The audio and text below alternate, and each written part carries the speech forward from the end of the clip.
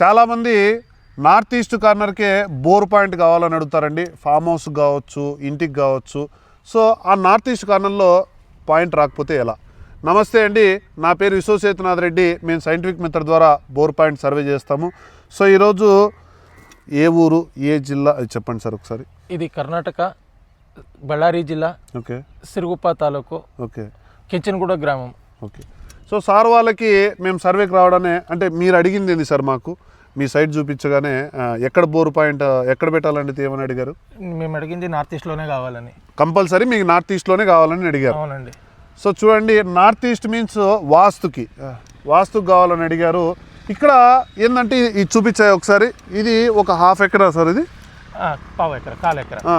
So ఇక్కడ ఇంత పెద్ద ప్లేస్ పెట్టుకొని మనం నార్త్ ఈస్ట్ అంటే మనకు నార్త్లో హాఫ్, ఈస్ట్లో హాఫ్ భాగమే మనం సర్వే చేయాల్సి వస్తుంది.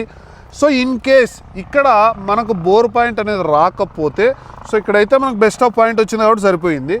ఇన్ కేస్ మనకు రాకపోతే మనం ఏం చేసుకోవాలంటే, ఇక్కడ నార్త్ ఈస్ట్ కార్నర్లో ఎగ్జాంపుల్ మేము ఇక్కడ ఈ ఏరియాలో ఒక 200 అడుగులు వేస్తారనుకోండి.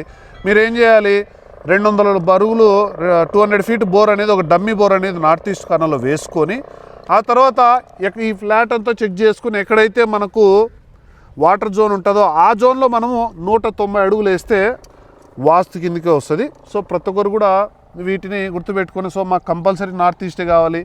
సో ఇది కూడా నార్త్ ఈస్ట్ కిందకే వస్తుంది. ఒక డమ్మీ బోర్ వేసుకొని దానికన్నా ఒక 10 అడుగులు 20 అడుగులు మీరు వేసుకున్నారంటే అది నార్త్ ఈస్ట్ కిందకే వస్తుంది. సో దయచేసి మీరు ఎవరినైనా పిలిపించుకున్న తర్వాత కేవలం నార్త్ ఈస్టే చెక్ చేయించుకుంటే ఇక్కడ నెంబర్ ఆఫ్ టేక్స్ అనేది కూడా మనము తక్కువే తీసుకోవాల్సి వస్తుంది. ఇంత ల్యాండ్ని మనము సో వాటర్ టేబుల్ అనేది లేనప్పుడు ఇదంతా కూడా మనకు వృధా అయిపోతుంది. మెయిన్గా మనకు ఒక ఇల్లు కానీ బిట్టు కానీ వాటర్ అనేది మేజర్ అండి.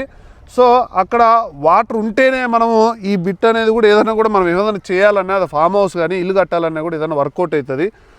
మనకు అనుకూలమైన ప్లేస్లో మనం వాటర్ బయటికి తీసేదానికన్నా ఎక్కడైతే వాటర్ ఉన్నాయో అక్కడికి వెళ్ళి మనం వాటర్ అనేది బయటికి తీసుకుంటే మనకు వర్కౌట్ అనేది అవుతుంది. రైట్ అండి, థ్యాంక్ యూ.